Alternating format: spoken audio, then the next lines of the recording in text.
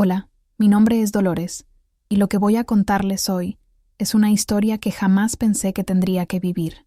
Una historia sobre el amor de madre, sobre sacrificios que duran toda una vida, y sobre una traición que me partió el alma en 1000 pedazos. Tengo 70 años ahora, pero mi historia comienza hace mucho tiempo, cuando Esteban era apenas un niño de 5 años, y su padre nos abandonó sin dejar ni una explicación ni un peso para sobrevivir. Recuerdo esa noche como si fuera ayer, mi pequeño preguntándome por qué papá no volvía a casa, y yo sin saber qué responderle mientras contaba las monedas que tenía en mi cartera. Eran apenas suficientes para comprar leche para 3 días. Desde ese momento, mi vida se convirtió en una carrera contra el tiempo y la pobreza. Trabajaba limpiando casas desde las 5 de la mañana hasta las 8 de la noche. Mis manos se agrietaban por los químicos de limpieza.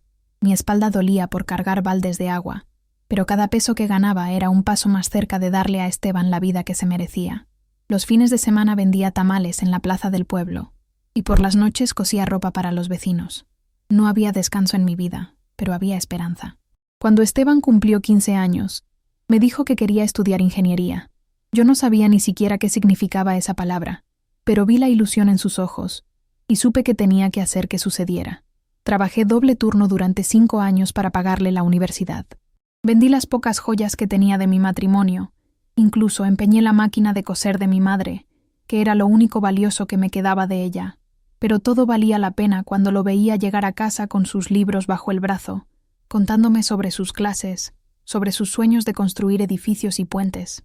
Yo no entendía mucho de lo que me decía, pero me quedaba despierta hasta tarde escuchándolo, sintiendo que cada sacrificio había tenido sentido. Cuando se graduó, lloré de felicidad. Mi hijo, mi Esteban, era ingeniero, el primer profesional de nuestra familia. Consiguió trabajo en una empresa importante de la ciudad, y yo seguí trabajando para ayudarlo con los gastos de su nueva vida. Le compré su primer traje para las entrevistas, le pagué el enganche de su auto, y cuando quiso independizarse, le di mis ahorros para que pudiera rentar un departamento decente. Los años pasaron y Esteban prosperaba. Yo envejecía, pero me sentía plena viendo su éxito. Mis rodillas comenzaron a dolerme por tantos años de trabajo pesado. Mis manos desarrollaron artritis, y caminar se volvía cada día más difícil. Pero seguía trabajando porque no quería ser una carga para mi hijo, que ahora tenía su propia vida, sus propios gastos. Cuando cumplí 68 años, las cosas empeoraron. Una caída en la casa de una de mis clientas me lastimó la cadera, y el doctor me dijo que necesitaba reposo. Por primera vez en mi vida, no podía trabajar. Esteban venía a visitarme de vez en cuando, pero siempre parecía apurado. Siempre tenía algo más importante que hacer. Una tarde de marzo, llegó a mi casa con unos papeles en la mano y una expresión que no supe interpretar. Se sentó frente a mí en la mesa de la cocina, la misma mesa donde había hecho sus tareas de niño, donde habíamos compartido tantas cenas con frijoles y tortillas cuando no había dinero para más. «Mamá», me dijo, «tenemos que hablar sobre tu situación. Ya no puedes vivir sola. Es peligroso. Te caíste la semana pasada. Y si no hubiera llegado la vecina, quién sabe qué habría pasado. He estado investigando, y encontré un lugar muy bueno donde van a cuidarte mejor de lo que yo puedo hacerlo. Al principio no entendí de qué me hablaba. ¿Lugar? ¿Qué lugar?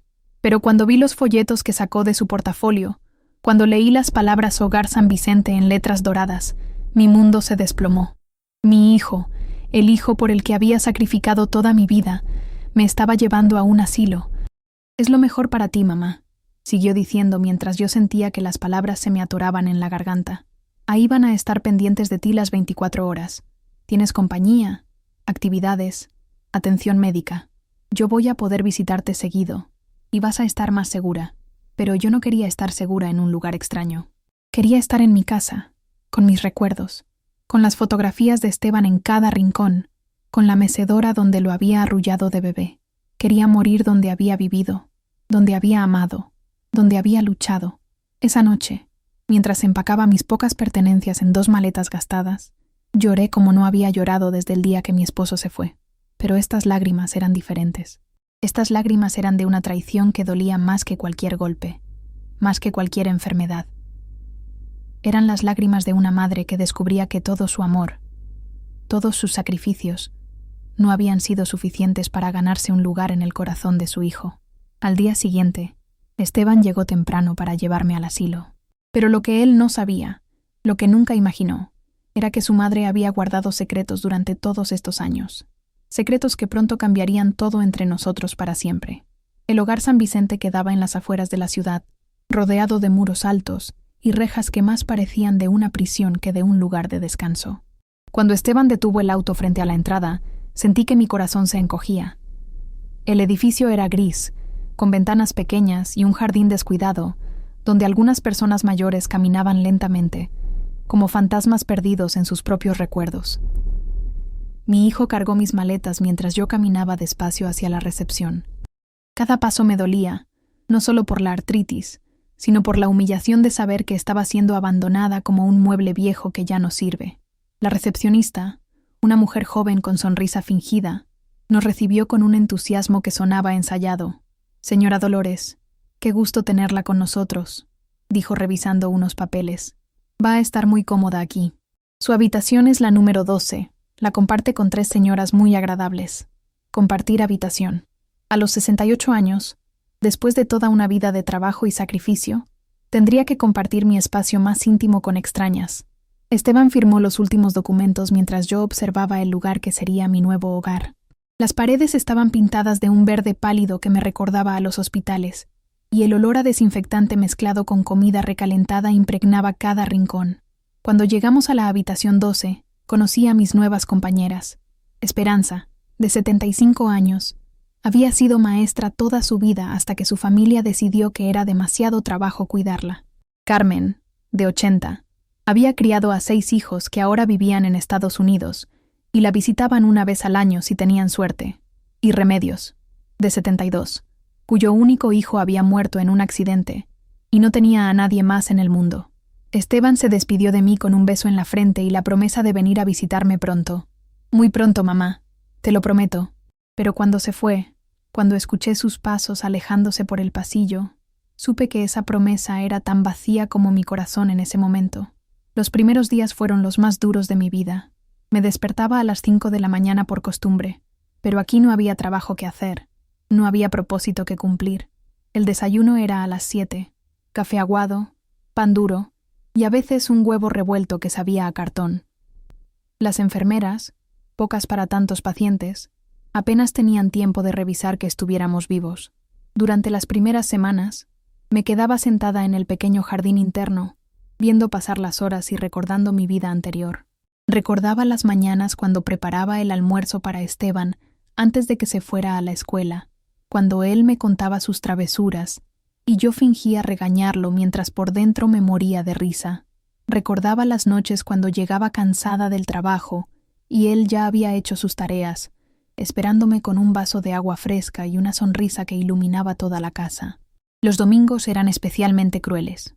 Ese era el día de visitas, y yo veía cómo llegaban las familias de mis compañeras, hijos, nietos, bisnietos que traían flores, comida casera, fotografías nuevas. El salón principal se llenaba de risas y conversaciones, mientras yo me quedaba en mi cama fingiendo leer una revista vieja, esperando escuchar los pasos de Esteban en el pasillo. Pero esos pasos nunca llegaban. Pasaron 2 meses completos antes de que mi hijo apareciera por primera vez. 2 meses en los que había perdido peso, en los que mis manos temblaban no solo por la artritis, sino por la ansiedad de la soledad.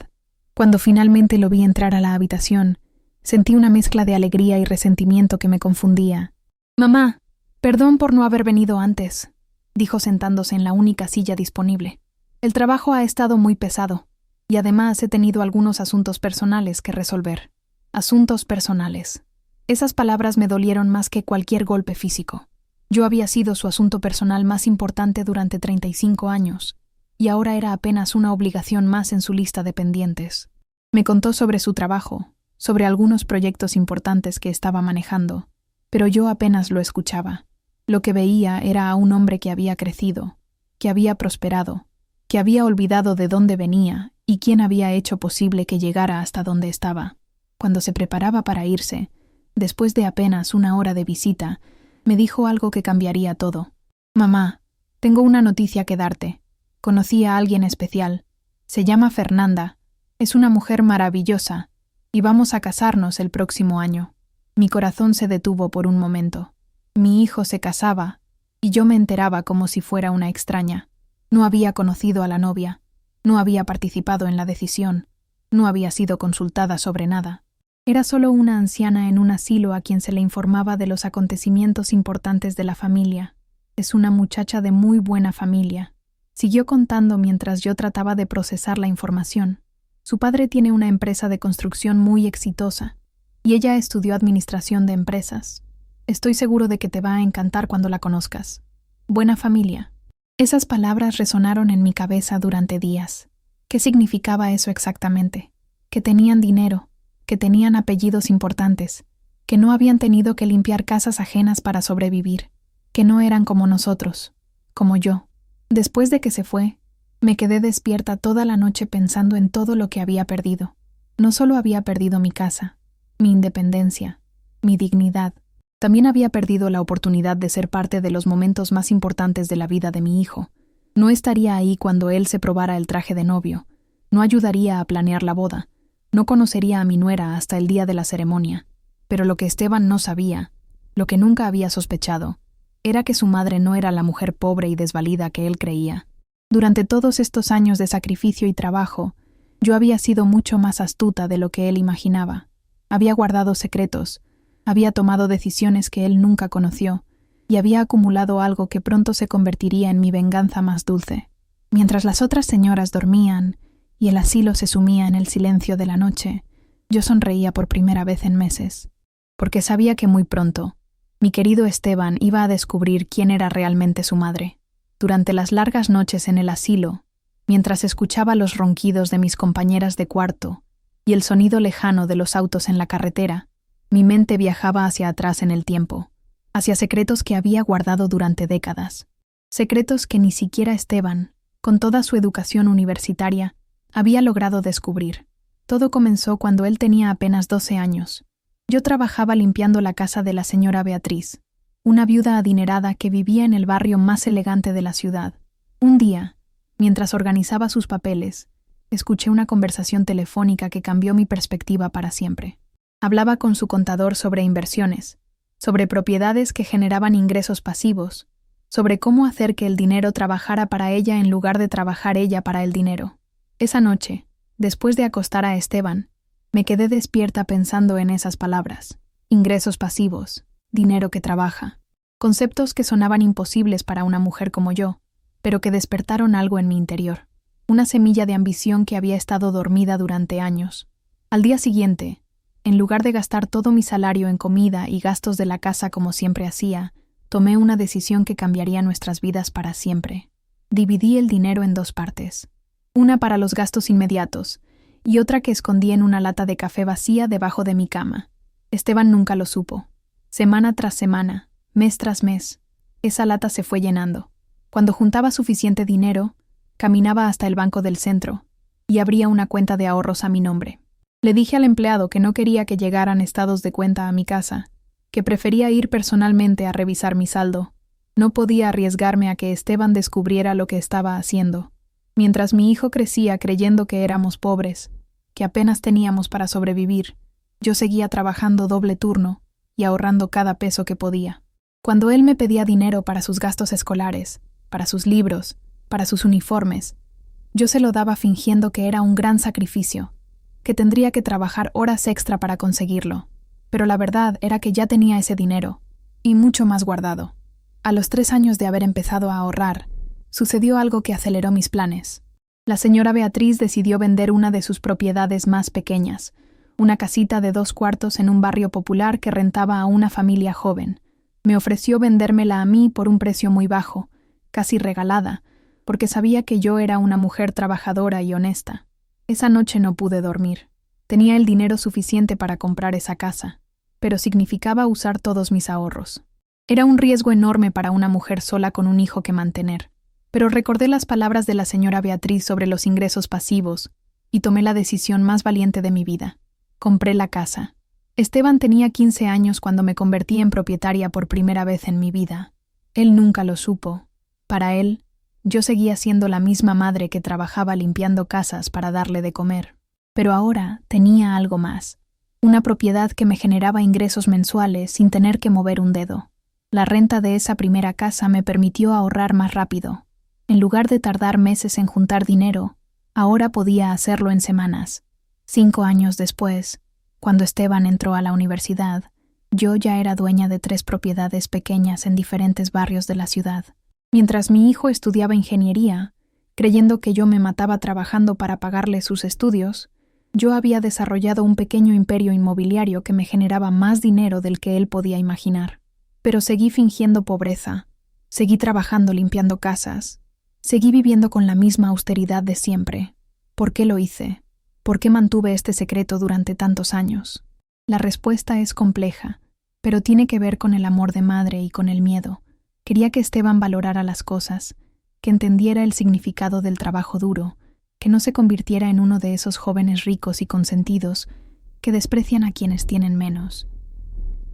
Quería que creciera con humildad, con valores sólidos, con la capacidad de luchar por sus sueños. Pero también tenía miedo. Miedo de que si él sabía que tenía dinero, dejaría de necesitarme. Miedo de que ya no vendría a visitarme, de que ya no me contaría sus problemas, de que ya no me vería como su refugio seguro. El dinero cambia a las personas, y yo no quería que cambiara a mi hijo. Durante todos estos años, mientras Esteban construía su carrera profesional, yo seguí expandiendo mis inversiones. Compré una 4ª propiedad, luego una 5ª. Abrí cuentas de ahorro en diferentes bancos. Invertí en algunos negocios pequeños pero rentables. Para cuando cumplí 65 años, tenía suficiente dinero para vivir cómodamente el resto de mi vida sin trabajar un solo día más. Pero seguí trabajando. Seguí fingiendo que era pobre. Seguí siendo la madre sacrificada que se mataba por darle todo a su hijo. Porque esa era la única forma que conocía de mantenerlo cerca, de seguir siendo importante en su vida. Cuando Esteban me pidió dinero para el enganche de su auto, yo se lo di fingiendo que tendría que empeñar las pocas joyas que me quedaban de mi matrimonio. Cuando necesitó ayuda para rentar su primer departamento, le di mis supuestos ahorros de toda la vida.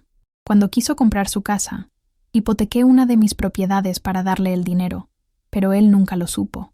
Cada vez que le daba dinero, él me agradecía con lágrimas en los ojos, prometiéndome que algún día me devolvería todo, que cuidaría de mí cuando fuera vieja, que nunca me abandonaría.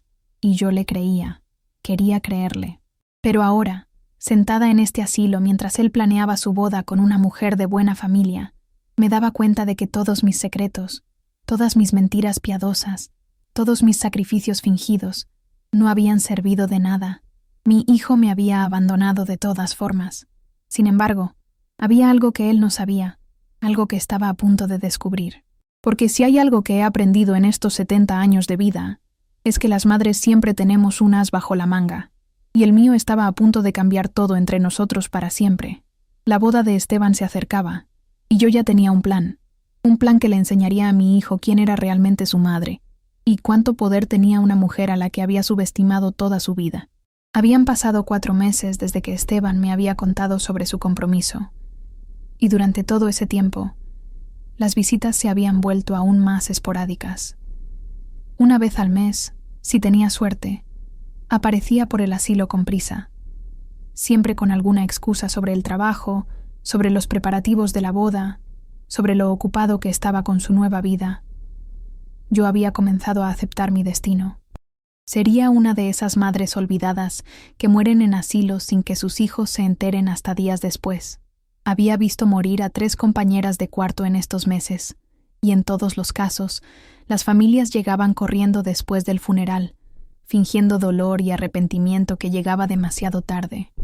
Pero una tarde de abril, mientras estaba sentada en el jardín viendo cómo las otras señoras recibían visitas dominicales, vi la figura familiar de Esteban caminando por el sendero. Venía vestido mejor que de costumbre, con un traje nuevo y una sonrisa que no había visto en su rostro desde hacía meses. «Mamá», dijo sentándose a mi lado en la banca de metal oxidado, «tengo algo importante que decirte». Sacó de su saco una invitación dorada, elegante, con letras grabadas en relieve que brillaban bajo el sol de la tarde. La boda estaba programada para el 15 de mayo, apenas 3 semanas después, en el Salón de Eventos Los Jardines, el lugar más exclusivo de toda la ciudad. Fernanda insiste en que estés presente, continuó. Y yo también quiero que vengas. Sé que ha pasado mucho tiempo desde que nos vimos, pero este es el día más importante de mi vida, y no sería lo mismo sin ti ahí. Fernanda insiste. No era que él me quisiera ahí, sino que su futura esposa había decidido que la presencia de la suegra era necesaria para mantener las apariencias. Probablemente sus amigas le habían preguntado por la familia del novio, y ella no podía admitir que su futuro esposo había internado a su madre en un asilo y la visitaba una vez al mes. Pero acepté ir, no por él, no por ella, sino porque durante estos meses de soledad y reflexión había estado planeando algo que cambiaría todo para siempre. Esa boda no sería solo la celebración del matrimonio de Esteban, sino también el escenario perfecto para mi propia revelación. Claro que voy a ir, le dije tomando la invitación entre mis manos temblorosas. Es tu boda, hijo. No me la perdería por nada del mundo. Durante los días siguientes, comencé a hacer llamadas telefónicas desde el teléfono público del asilo. Llamadas que había estado posponiendo durante meses, pero que ahora se volvían urgentes. Contacté a mi contador, un hombre discreto que había manejado mis inversiones durante años sin hacer preguntas. Le pedí que preparara algunos documentos específicos y que los trajera al asilo para mi revisión. También llamé a mi abogado, el mismo que había redactado los contratos de compra de mis propiedades. Necesitaba hacer algunos cambios en mi testamento, algunos ajustes que reflejarían mi nueva perspectiva sobre la vida y sobre mi hijo. Mis compañeras de cuarto notaron el cambio en mi comportamiento. Esperanza me comentó que me veía más animada, más decidida. Carmen me preguntó si había recibido buenas noticias de mi familia. Remedios, la más perceptiva de todas, me dijo una noche: Dolores, tienes la mirada de una mujer que está planeando algo. Ten cuidado de no hacer nada de lo que te puedas arrepentir. Pero yo ya había pasado el punto de los arrepentimientos. Había pasado demasiados años sacrificándome en silencio, guardando secretos, fingiendo ser alguien que no era. Era hora de que mi hijo conociera la verdad sobre quién era realmente su madre. Una semana antes de la boda, Esteban vino a visitarme nuevamente. Esta vez traía consigo a Fernanda, una mujer joven y elegante, de unos 30 años, con el cabello perfectamente peinado y un vestido que probablemente costaba más que mi renta mensual del asilo. Mucho gusto, señora Dolores, me dijo con una sonrisa educada pero fría. Esteban me ha contado mucho sobre usted. Debe estar muy orgullosa de tener un hijo tan exitoso. Muy exitoso, repetí, estudiando su rostro. Sí, he hecho muchos sacrificios para que llegara hasta donde está. Fernanda asintió con la condescendencia típica de alguien que nunca ha tenido que sacrificar nada en su vida. Me contó sobre los preparativos de la boda, sobre lo costosa que había sido la organización, sobre los invitados importantes que asistirían.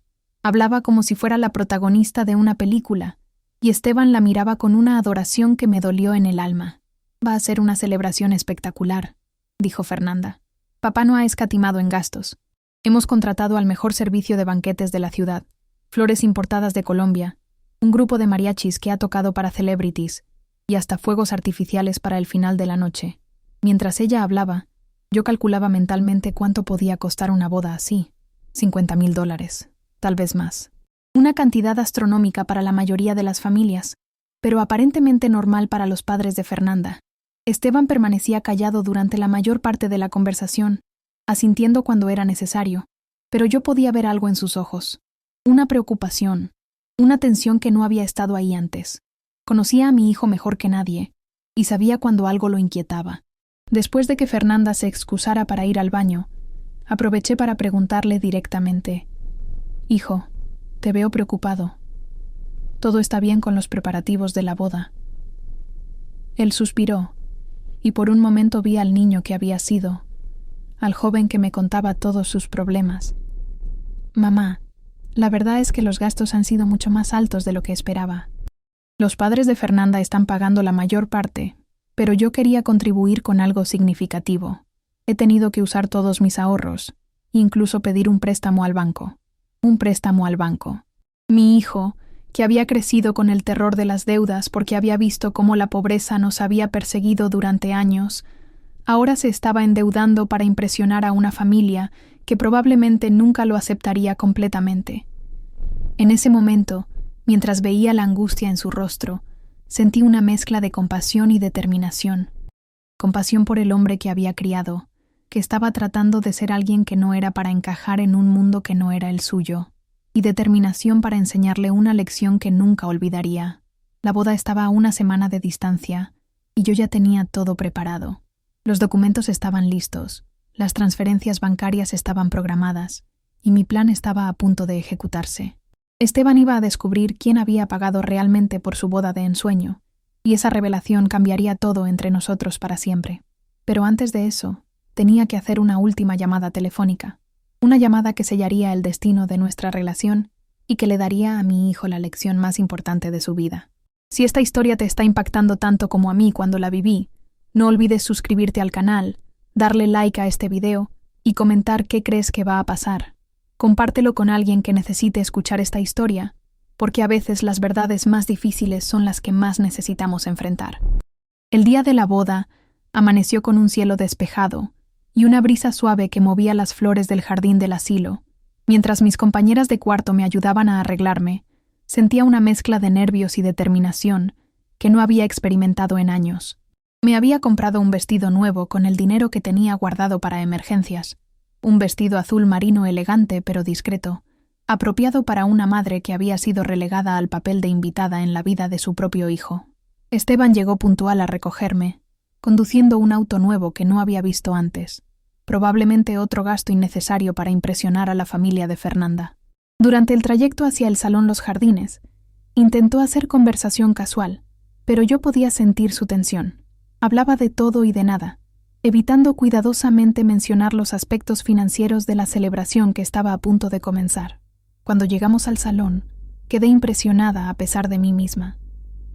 El lugar era aún más espectacular de lo que había imaginado. La entrada estaba decorada con arcos de flores blancas y doradas, y un ejército de meseros vestidos de gala recibía a los invitados con copas de champán. Era el tipo de celebración que solo había visto en las revistas que leía en el consultorio médico. Esteban me presentó a algunos invitados como su querida madre que vivía en un hogar especializado por motivos de salud. Cada vez que escuchaba esa explicación ensayada, sentía una punzada en el corazón. No era su madre que había sacrificado su vida por él, sino una anciana enferma que necesitaba cuidados especiales, una carga de la que se había librado convenientemente. Los padres de Fernanda, don Ricardo y doña Esperanza, me recibieron con la cortesía fría de quienes están cumpliendo con un protocolo social. Eran personas elegantes, acostumbradas al lujo, que claramente se preguntaban cómo su hija había terminado comprometida con el hijo de una mujer que vivía en un asilo. Sus miradas de lástima me dolían más que cualquier insulto directo.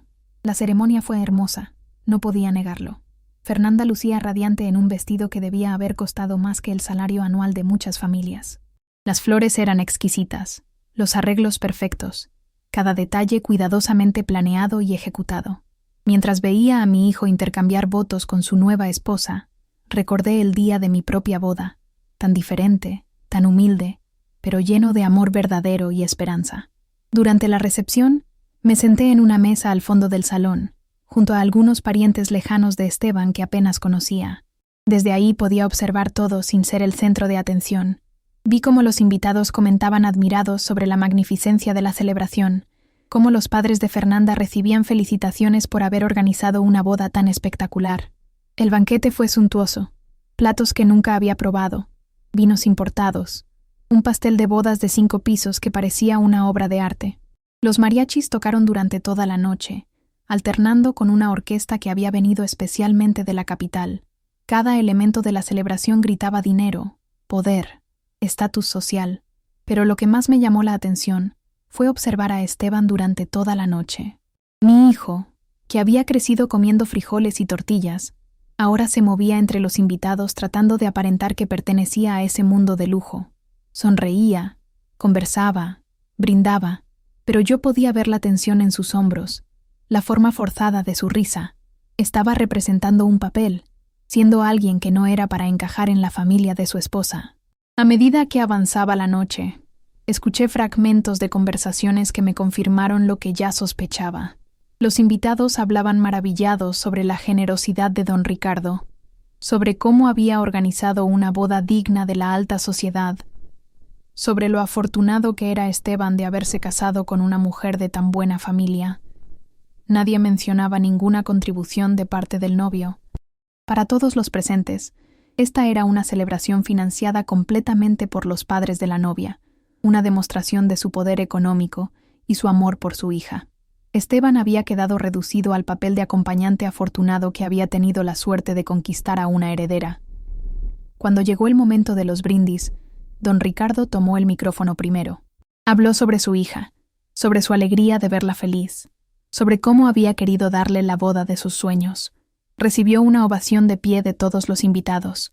Luego fue el turno de Esteban. Mi hijo tomó el micrófono con manos ligeramente temblorosas y comenzó a hablar sobre su amor por Fernanda, sobre sus planes de futuro, sobre su gratitud hacia la vida. Pero cuando llegó al final de su discurso, dijo algo que hizo que mi sangre hirviera de indignación. Quiero agradecer especialmente a don Ricardo y doña Esperanza, quienes hicieron posible esta hermosa celebración. Sin su generosidad y su amor por Fernanda, esta noche mágica no habría sido posible. Los aplausos llenaron el salón, pero yo me quedé paralizada en mi silla. Mi propio hijo estaba dando crédito público a otras personas por una celebración que yo había financiado en secreto. Estaba permitiendo que el mundo creyera que él no había contribuido con nada, que era un hombre sin recursos que dependía de la caridad de sus suegros. En ese momento, algo se rompió dentro de mí. Todos los años de sacrificio silencioso, todos los secretos guardados, toda la humillación de vivir en un asilo mientras mi dinero pagaba por esta extravagancia. Todo llegó a un punto de ebullición que ya no podía contener. Me levanté de mi silla lentamente, sintiendo cómo todas las miradas se dirigían hacia mí. El salón se fue quedando en silencio gradualmente, hasta que solo se escuchaba el murmullo confuso de los invitados, preguntándose qué estaba haciendo la anciana madre del novio. Caminé hacia el frente del salón, donde Esteban aún tenía el micrófono en la mano, mirándome con una expresión de confusión y alarma. Cuando llegué hasta él, extendí mi mano y le pedí el micrófono con una voz firme que sorprendió incluso a mí misma. «Disculpen», dije dirigiéndome a los 200 invitados que ahora me observaban en completo silencio. «Pero creo que hay un pequeño error que necesito aclarar. El momento de la verdad había llegado, y nada volvería a ser igual entre mi hijo y yo». Con el micrófono en mis manos temblorosas, sentí el peso de 200 miradas clavadas en mí. El silencio en el salón era tan profundo que podía escuchar mi propio corazón latiendo aceleradamente. Esteban me miraba con una mezcla de confusión y pánico, como si presintiera que algo terrible estaba a punto de suceder. Fernanda, desde su mesa principal, tenía una expresión de molestia apenas disimulada, probablemente pensando que la loca suegra estaba a punto de arruinar su noche perfecta. Respiré profundamente y comencé a hablar con una voz que sonaba más firme de lo que me sentía por dentro. «Buenas noches a todos.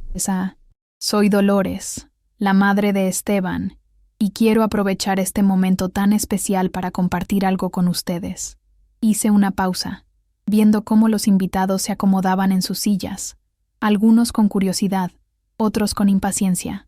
Don Ricardo y doña Esperanza me observaban con una sonrisa tensa, claramente incómodos con esta interrupción no programada de su perfecta celebración.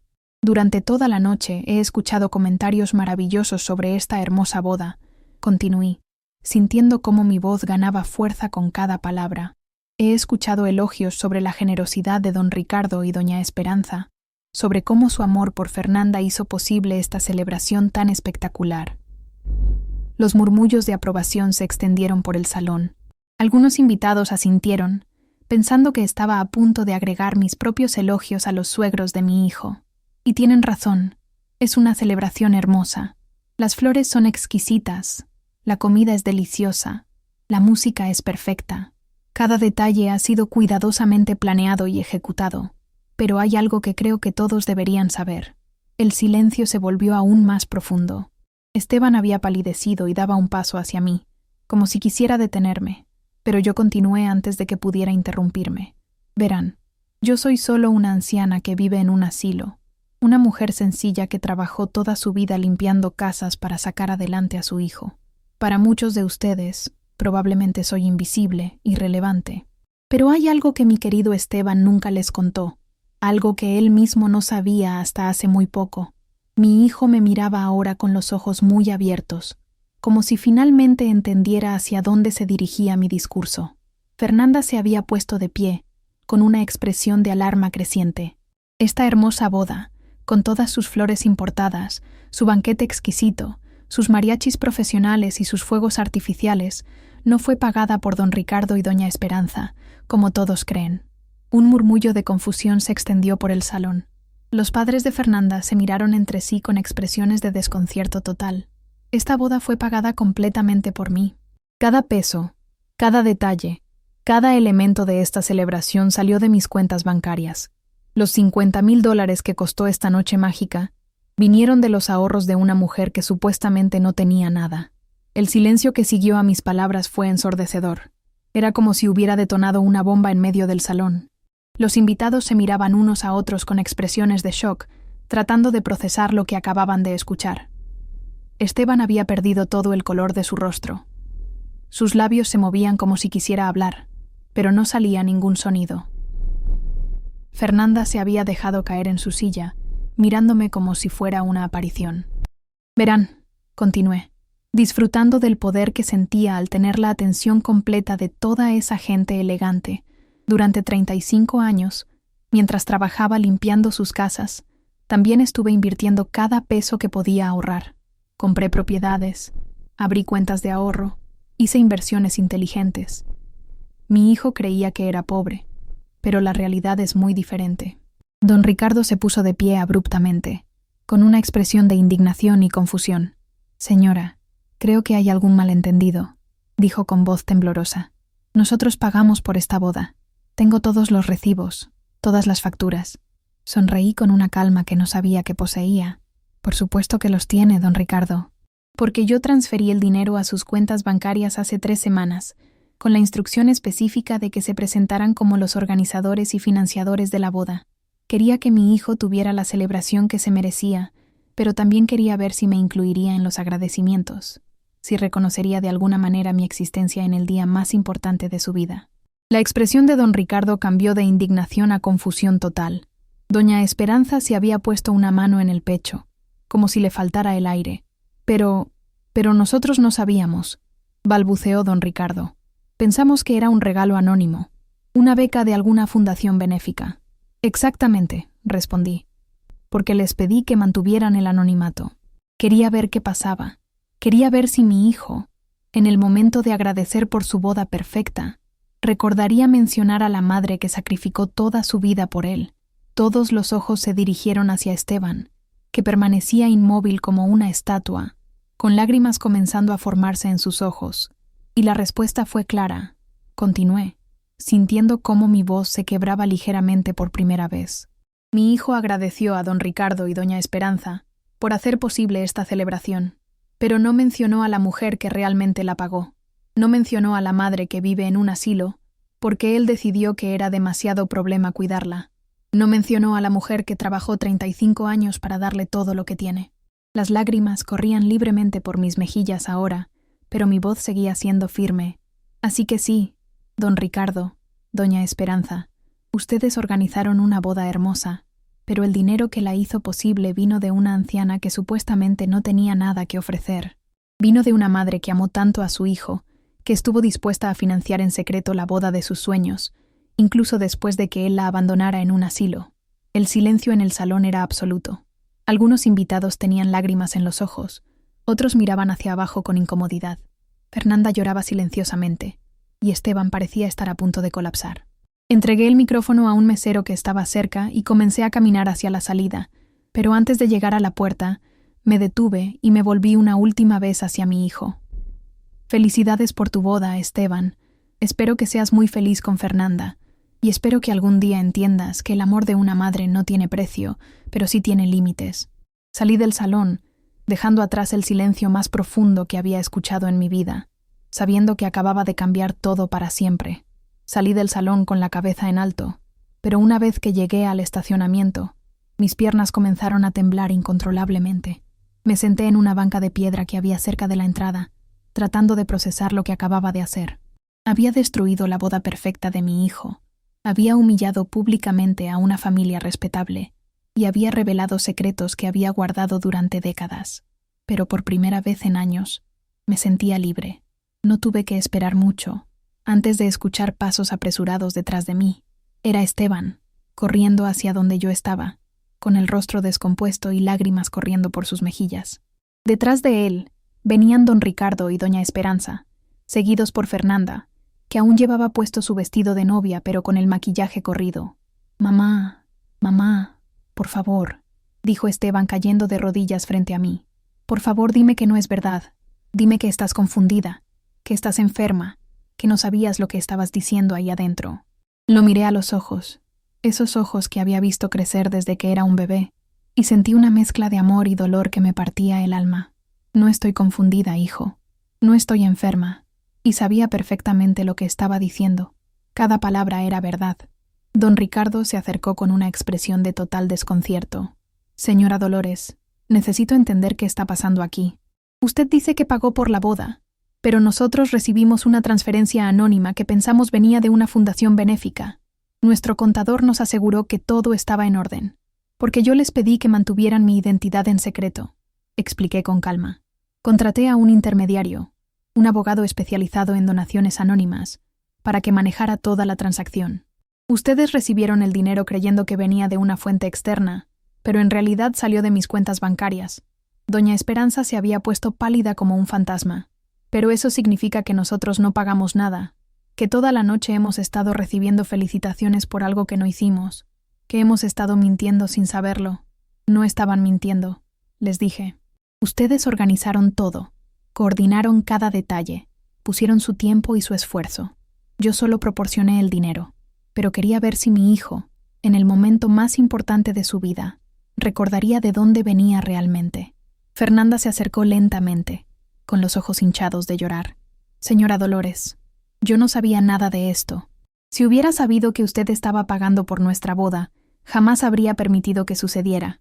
No es justo que una persona de su edad tenga que gastar sus ahorros en nosotros». «Mis ahorros», repetí con una sonrisa amarga. «Fernanda, querida, no gasté mis ahorros. Gasté una pequeña parte de mi patrimonio. Porque verás, durante todos estos años que tu esposo creyó que yo era una pobre viuda sin recursos, yo estaba construyendo un pequeño imperio inmobiliario». Esteban me miraba como si fuera una extraña. «Mamá, no entiendo nada. Siempre vivimos con lo mínimo. Siempre me dijiste que no teníamos dinero, que tenías que trabajar día y noche para mantenerme. ¿Cómo es posible que tengas propiedades, que tengas tanto dinero? Porque quería que crecieras con valores, hijo.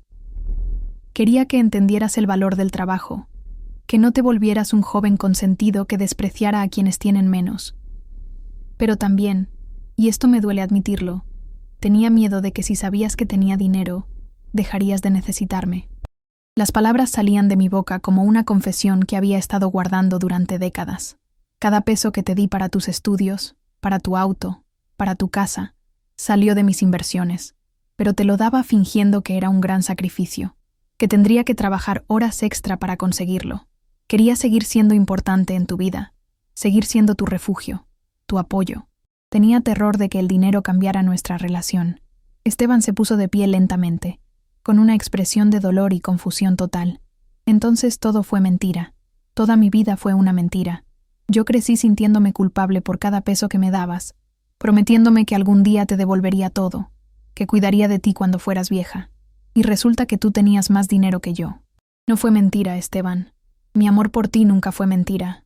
Mis sacrificios fueron reales, aunque no fueran económicos.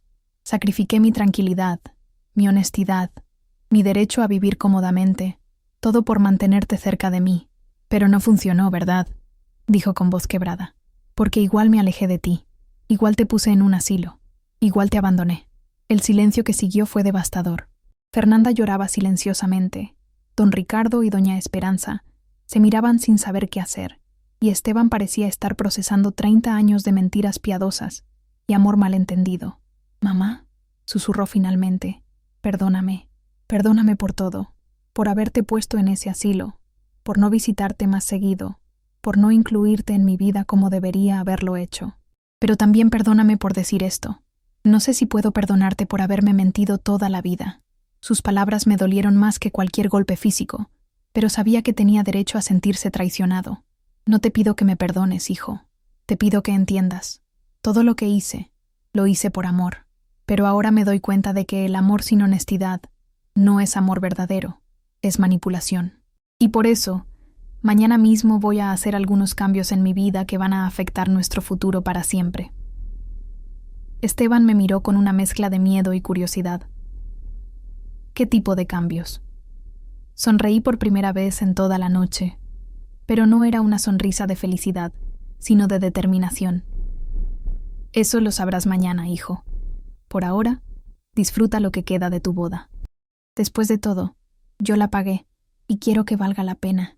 Me levanté de la banca y comencé a caminar hacia la calle para tomar un taxi de regreso al asilo, pero antes de alejarme completamente, me volví una última vez. Felicidades, Esteban. Espero que seas muy feliz con Fernanda, y espero que algún día puedas entender que una madre siempre ama a su hijo, incluso cuando ese hijo la olvida. Esa noche, de regreso en mi cama del asilo, no pude dormir, pero no era por arrepentimiento, era por la anticipación de lo que vendría después, porque mi revelación en la boda había sido solo el primer acto de una obra que estaba lejos de terminar. Los 3 días que siguieron a la boda fueron los más intensos de mi vida.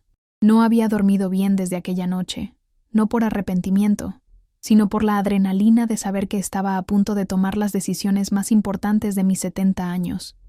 El asilo se había vuelto un hervidero de rumores. Mis compañeras de cuarto me bombardeaban con preguntas sobre lo que había pasado en la boda, pero yo mantenía silencio. Tenía cosas más importantes que hacer. La mañana del lunes, mi abogado llegó puntual a las 9 con todos los documentos que le había solicitado. Firmé papeles durante 2 horas, cada firma representando un cambio radical en mi vida y en el futuro de mi hijo. Cuando terminamos, me sentí como si hubiera cerrado un capítulo y abierto otro completamente nuevo. A las 2 de la tarde, recibí la llamada que estaba esperando. Era la directora de una inmobiliaria de lujo de la ciudad, confirmándome que la casa que había elegido estaba lista para ser habitada. Una hermosa residencia de 2 plantas en el mejor barrio de la ciudad, con jardín, terraza y vista a las montañas. El tipo de casa donde siempre había soñado vivir, pero que nunca me había permitido comprar por mantener mi fachada de pobreza. El martes por la mañana, mientras empacaba mis pocas pertenencias en las mismas maletas con las que había llegado al asilo, escuché pasos apresurados en el pasillo. Era Esteban, con ojeras profundas y una expresión de desesperación que no le había visto desde que era niño y tenía pesadillas. «Mamá, por favor, necesitamos hablar», dijo entrando a la habitación sin saludar a mis compañeras. «He estado pensando en todo lo que pasó, en todo lo que dijiste, y necesito entender qué va a pasar ahora». Lo miré mientras doblaba mi último vestido y lo guardaba en la maleta. «Lo que va a pasar, Esteban, es que voy a vivir mis últimos años con la dignidad que me merezco. He comprado una casa hermosa, donde voy a ser feliz, donde voy a recibir a las visitas que quieran venir a verme, donde voy a morir en paz cuando llegue mi momento. Pero mamá, puedes venir a vivir conmigo y con Fernanda. Podemos arreglar esto. Podemos empezar de nuevo.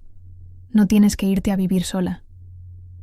Su oferta me conmovió, pero llegaba demasiado tarde. «Hijo, hace 6 meses, cuando me trajiste a este asilo, esa propuesta habría significado todo para mí, pero ahora ya no. Ahora sé que tu invitación viene de la culpa, no del amor genuino, y yo ya no quiero ser una carga para nadie, ni siquiera para ti». Esteban se sentó en mi cama con la cabeza entre las manos.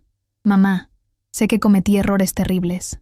Sé que te fallé como hijo, pero por favor, dame una oportunidad de arreglarlo. No te vayas así. No me dejes con esta culpa para el resto de mi vida». Lo observé en silencio por un momento, viendo al hombre que había criado, al niño que había amado incondicionalmente, al joven que había llenado de orgullo mi corazón, y sentí una mezcla de amor y tristeza que me partía el alma. «Esteban, yo te perdono.